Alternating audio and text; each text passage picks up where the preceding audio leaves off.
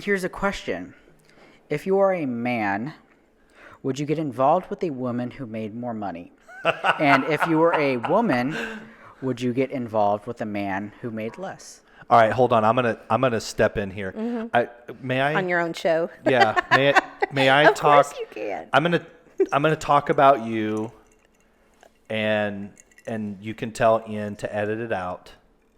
And if not, it's just gonna make this part even better. Okay. Can we talk about what you do for a living? Yeah. Just a little bit. Okay. What do you do? I'm a real estate broker. And what is the average number of real estate transactions for a full-time working real estate agent? So you're probably going to be better at this than I am because we've talked about like I just kind of am a put my head down and work girl. Okay. I would say probably your average full-time person, 8 would be my guess. At 8 to 10 a year. Yeah. And how many did you do in 2020? 82. I'll do a lot more than that in So 2021. would you say that you're pretty good? I've had a lot. I've been really blessed, and I work my tail off. Yeah, but I've Okay, been you've really, been really blessed. Yeah. And you work your ass off. Yes, Here, absolutely. let me tell you something. If you pray to God to move a mountain, you better have a shovel. Absolutely. And you're a girl with a shovel. Absolutely. Okay. So I point all that out because I want this audience to know that setting on in this studio today is at, I don't know where we're at in the St. Louis Board of Realtors, but we're at probably 12 to 14,000 real estate agents. And without having actual numbers right here in front of me, because I know where I rank. I have no idea where I rank. You're probably in at least the top 250.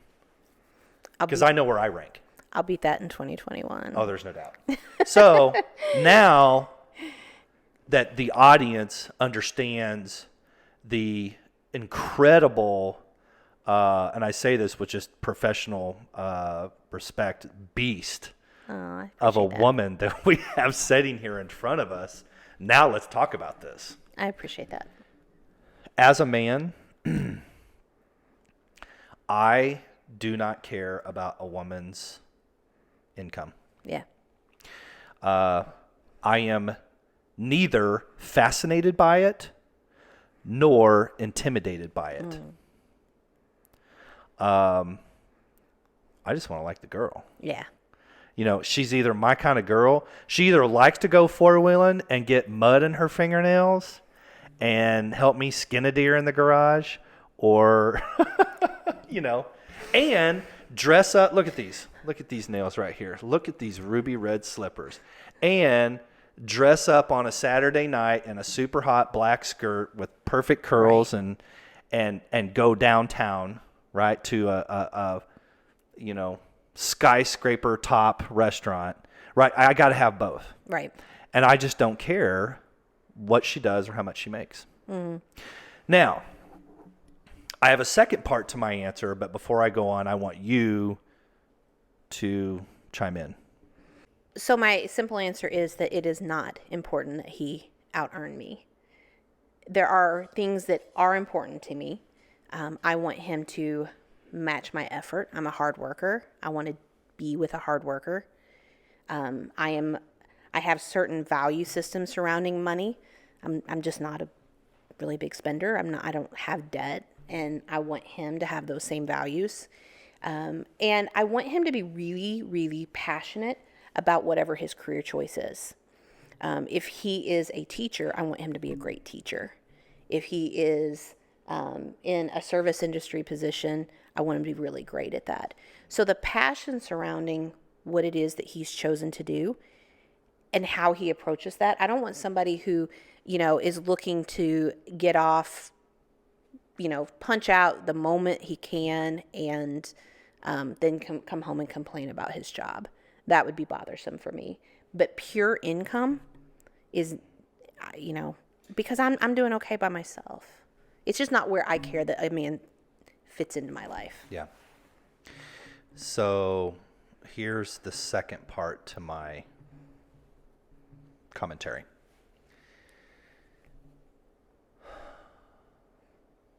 I am, because of the industry that I'm in and that we are both in together, I am around many very successful, high income earning women who come from multiple walks of life. Some come from the farm.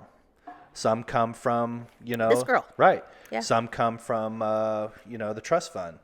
And some are retired teachers. Absolutely. Right? Start a whole other super lucrative career in their 40s, or Right. 50s or whatever. So I will say this about men. I'm not this man, but I have read and studied and graduated enough times in my life to graduate myself out of this mentality. And I'm saying this to men who are watching the show. And let me just quickly point out, yes, there are a lot of women who watch this show and comment on this podcast and on this book and on this page, whatever social media you're on. But let me tell you something. I get a lot of direct messages and phone calls from men, including one man from Austin, Texas, who's one of the biggest developers in the entire metro in Austin. And if you don't pay attention to the real estate market in Austin, Texas right now, It's pretty hot. it's a multi-billion dollar. And I have personal one-on-one phone calls with this man. Silicon Valley V2. It is. It is. That's exactly what it is. And he watches this show. You'll never see him comment. You don't even know he exists. Angela Haldeman. I'm kidding.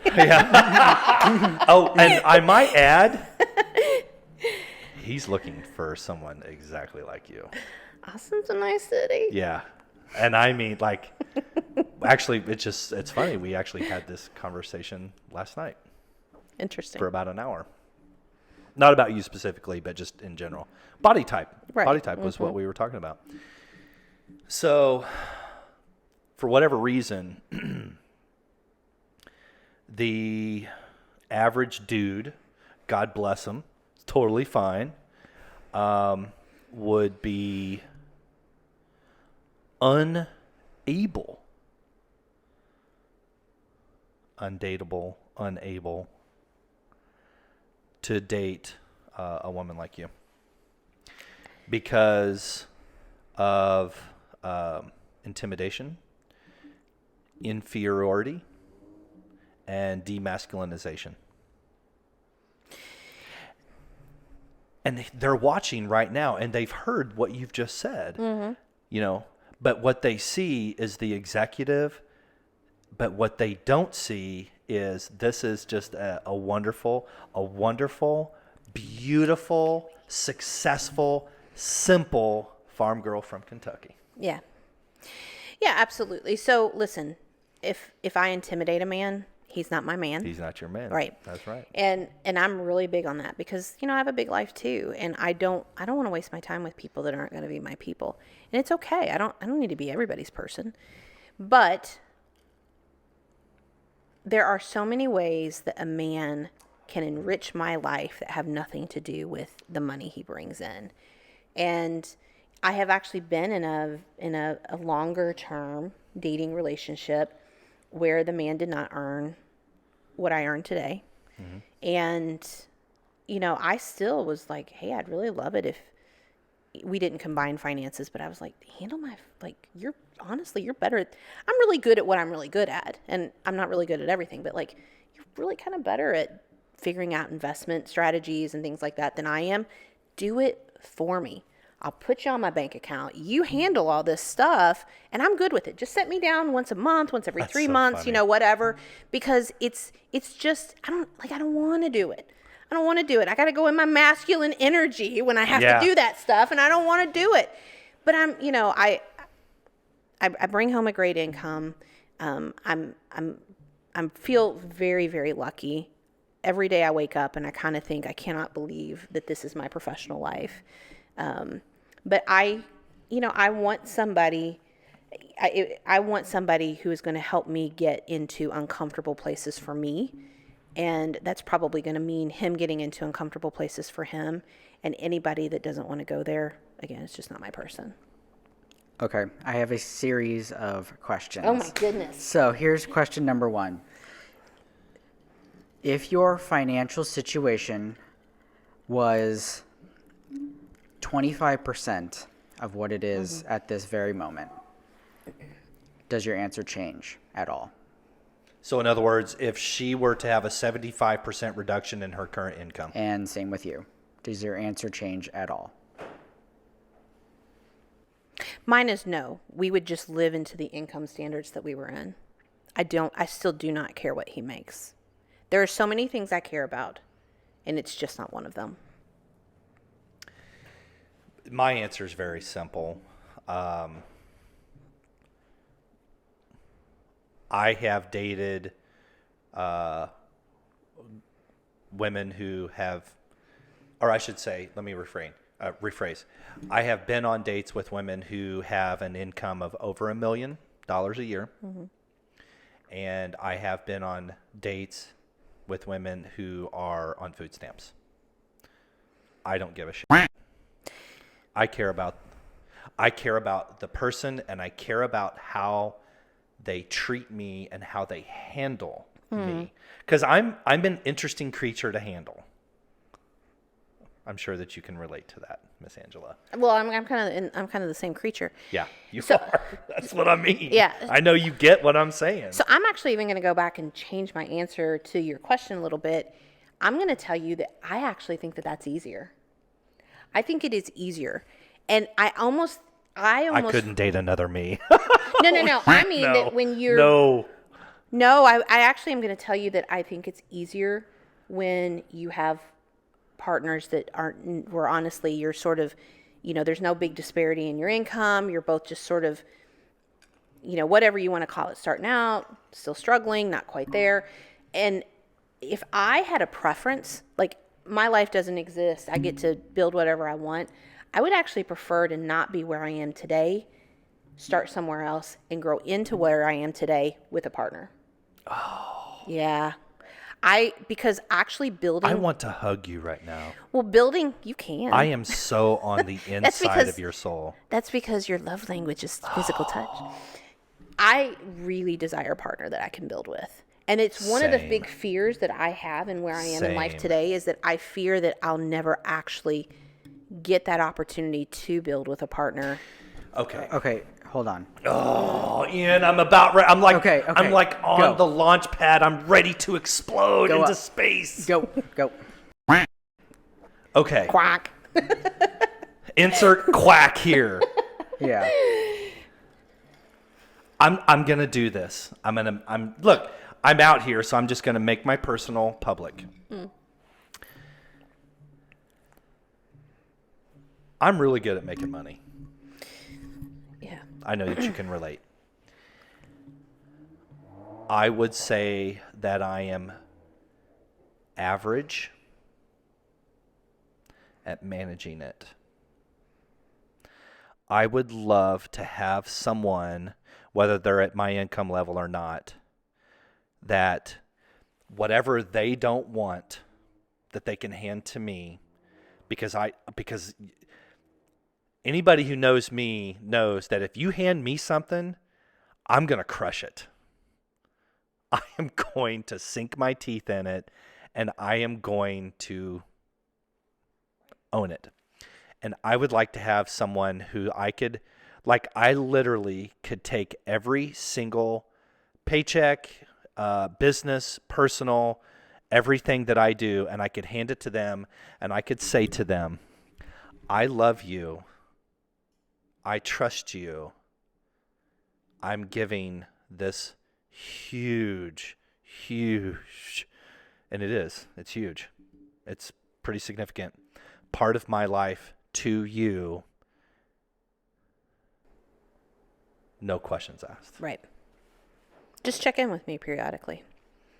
Show me what you did. You know what? If I can put gasoline in my Harley Davidson, and I can take your fine, sexy ass out on a date once a week, and take my kids on a vacation once a year or whatever, I'm happy to. Yeah. Whatever. I still want a part in dreaming the dream. I still want to be able to say, this is my ultimate plan. This is where I'd like to end up. but I trust you to get us there. You make Yeah. the decisions. I just trust you. I And just here's trust the you thing. to take us there. Okay, I don't want to mislead people, okay? It's not about the dollar amount. It could be $1 million. It could be $25,000. Because we'll live inside of whatever that is. It's yeah. about The connectedness. Yeah. Yeah. Yeah. It is literally about dreaming the dream and then building it together. yeah. And I'm so right there with you. it's one of the struggles. So, Ian, you are younger than we are. It is one of the struggles about non-first marriage situations. You know, when you're at least for me, because I did get married young. I mean, you know, I was actually still in college when I got married, and so we both were broke college kids. You know, we didn't have anything. I didn't know that. Yeah, we were absolutely we were broke college kids. And we actually, in the 15 years that we were together, I mean, everything we touched turned to gold eventually. Like, we built a really big life. And I will tell you that in any of my relationships, one of my favorite aspects as I look back over my life and my relationships was that building phase inside that relationship. And it becomes a little tougher to do that when you get a little older, you get a little more established in careers. Everybody has their own investments and, you know, financial house. And to find somebody that you feel like has parity, where you have the trust, you have the Parity. same dream, and you can really start to build is actually really hard.